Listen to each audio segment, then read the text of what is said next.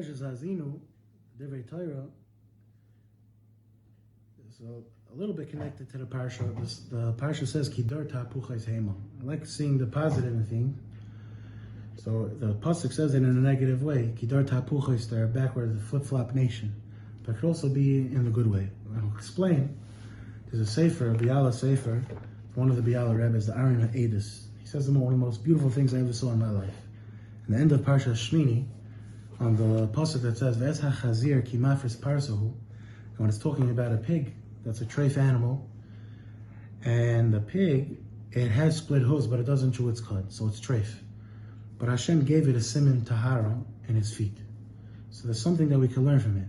There's something, the pasuk says, "Malfenu mi bahamais art," and Iyar says we can learn something from the animals. So if Hashem put a siman tahara on a pig, there must be something you can learn from the pig. From the feet of the pig, that's where the siman tahara is. So he says that there's a nature of a pig, is even when you throw it out and you kick it out of a certain place, you want it to stop hanging around your backyard. So you chase it out with a stick, you throw rocks at it, right? He's always going to come back. Pushing it away and hitting it is not going to help. That's why he's called a chazir, because he's always being chayzer. And that's why he has a siman tahara on his feet, because that's a good midah that we could learn from. Even if the person Rahman al-San is tomei. Well, here he's talking about the pig. That a lot of times the person feels that in Shemayim, they're being doichem. He tried, he made up, Hashem, I want to go into Shabbos, not so hectic, screaming at the family.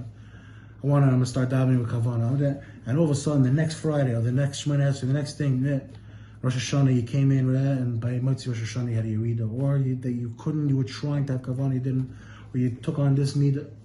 They're throwing you out in Shemayim. They don't want you, they're slamming the door in your face. There's a midah called a pig, chazir. You say, I'm not leaving, I'm coming back. And your feet will bring you back again and again and again. That's a siman tahara.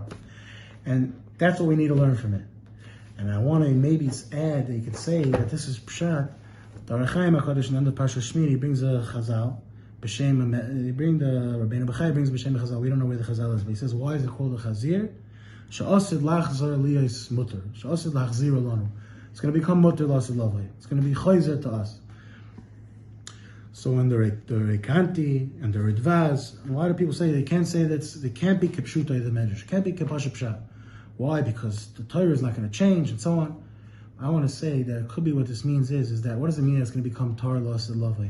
It means that whoever has this midah, uses this midah of the chazir, he's going to be this chazir. He's going to always go back. He says, Hashem, I'm not leaving. I'm a soldier. I'll be missing in action. I'll be a prisoner of war.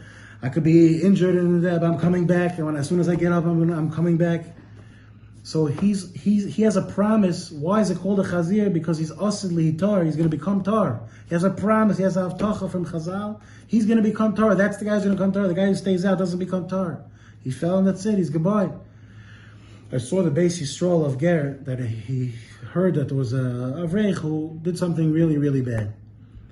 And he was still coming to the Gerish Tibel, whatever it was. The people can't throw him out. He said, I can't throw him out. I can't throw him out.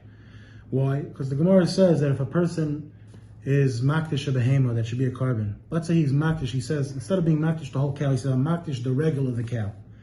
And the cow's still alive, so it says, the Gemara says, pashta kedusha bakula. The kedusha spreads to the whole thing becomes hektish. You can't just be makdish the regal.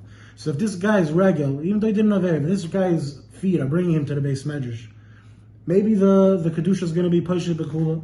It's going to spread and he's going to take him over and he's going to. So that's pshat dor ta'apuchais hema. That's true. Maybe there's negative connotations, but it works the other way also. There's so many stories about tshuva with come out nothing that it's able to get him to flip around where the kedusha spreads so easily. So we should be to take the chizuk and tell Hashem we're not leaving. The Rosh Hashanah wasn't so good. Yom Kippur is going to be good.